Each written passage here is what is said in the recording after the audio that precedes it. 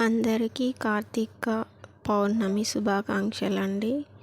ఈ పౌర్ణమికి మనం జ్ఞానాన్ని ఇచ్చే పరమశివుణ్ణి మనల్ని ఎంతో జ్ఞానాన్ని ఇవ్వమని ఆ దైవాన్ని మనం ఈ కార్తీక మాసంలో ఈ పౌర్ణమి రోజున ఆ దీపాలని వెలిగించి మనం కోరుకునే కోరికలు లౌకికంగా తెలియక కోరుకుంటూ ఉంటాము.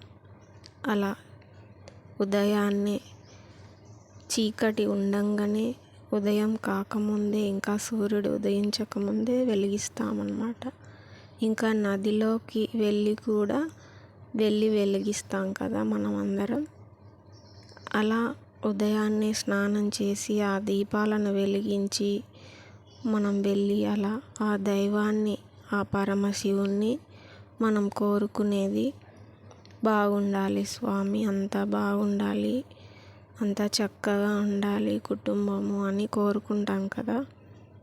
కోరుకుంటాం కానీ మనం ఈ కార్తీక పౌర్ణమికి మనం కోరుకోవలసినది ఏమిటంటే ఆ నిండు చంద్రుడు ఎలాగైతే ఉన్నాడో అలా మనం మారిపోయేలాగా మనకి ఆ పరమశివుడు అనుగ్రహించాలని కోరుకోవాలి.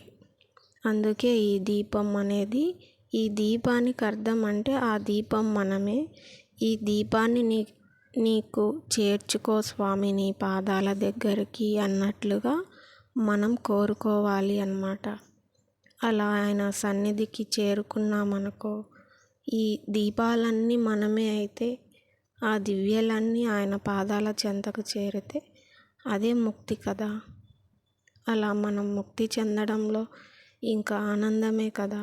అందుకని అలా ఆ చంద్రుడికి చూస్తూ ఆ పరమశివుణ్ణి ఆలయానికి వెళ్ళి మనం కోరుకునే కోరిక మనకు ఆ వెలుగుని ప్రసాదించు అనగా జ్ఞానాన్ని ప్రసాదించమని కోరుకోవటం. అలాగా స్వామి నీ పాదాల చెంతకు అంటే జ్ఞానాన్ని ప్రసాదించి నీలేకి చేరాలనే కోరికను మాకు ఎక్కువగా చెయ్యి. అలాగే ఆ నిండు చంద్రుడిలాగా మమ్మల్ని పరిపూర్ణులను జ్ఞానాన్ని ప్రసాదించు.